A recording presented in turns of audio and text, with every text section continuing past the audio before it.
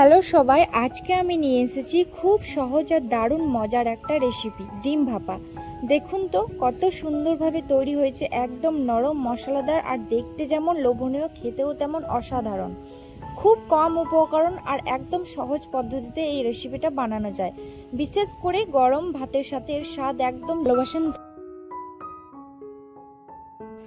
ডিম ভাপা তৈরির জন্য আমি প্রথমে ডিমগুলো ভালোভাবে সেদ্ধ করে নিয়েছি।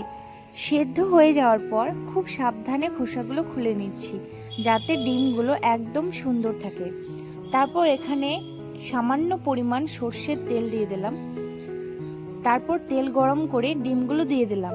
কিছুক্ষণ হালকা করে ভেজে নেওয়ার পর সামান্য লবণ, হলুদ আর লঙ্কার গুঁড়ো দিয়ে দিলাম।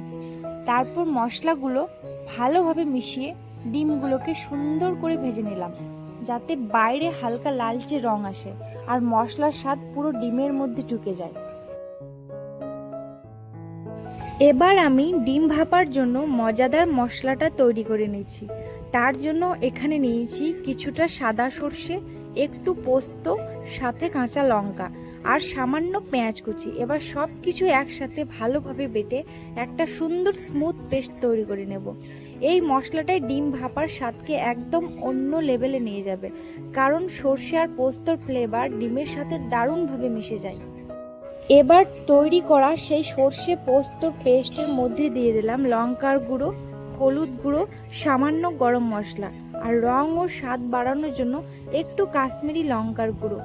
এরপর এর মধ্যে পরিমাণ মতো লবণ আর সামান্য সর্ষের তেল দিয়ে সব কিছু খুব ভালোভাবে মিশিয়ে নিলাম। মশলাটা ধীরে ধীরে একদম সুন্দর রং আর ঘন টেক্সচার পেয়ে যাচ্ছে, আর সর্ষের তেলের গন্ধে পুরো মশলার ফ্লেভার আরও অনেক বেশি জমে উঠেছে। এবার ভেজে রাখা ডিমগুলোকে খুব সুন্দরভাবে সমান করে কেটে দুই ভাগ করে নিলাম। তারপর একে একে সব ডিমগুলো সেই তৈরি করা মশলার মধ্যে দিয়ে দিলাম। এরপর আলতো হাতে মশলার সাথে ভালোভাবে মিশিয়ে নিলাম, যাতে প্রতিটা ডিমের গায়ে সুন্দর করে মশলাটা লেগে যায়।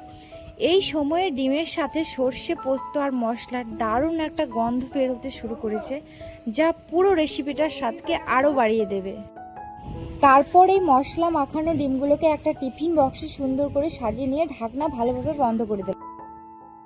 প্রায় 20 মিনিট পর যখন টিফিন বক্সের ঢাকনাটা খুললাম, তখন সত্যি একদম ওয়াও লাগার মতো অবস্থা।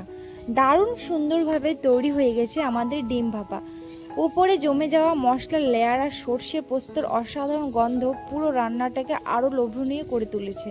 ডিমগুলো একদম নরম আর মশলায় ভরপুর হয়েছে। গরম গরম ভাতের সাথে এটা খেতে সত্যিই অসাধারণ লাগে। আপনারাও বাড়িতে অবশ্যই একবার ট্রাই করে দেখবেন। আর ভিডিওটা কেমন লাগলো সেটা কমেন্টে জানাতে ভুলবেন না। ভালো লাগলে লাইক, শেয়ার আর ফলো করে পাশে থাকবেন।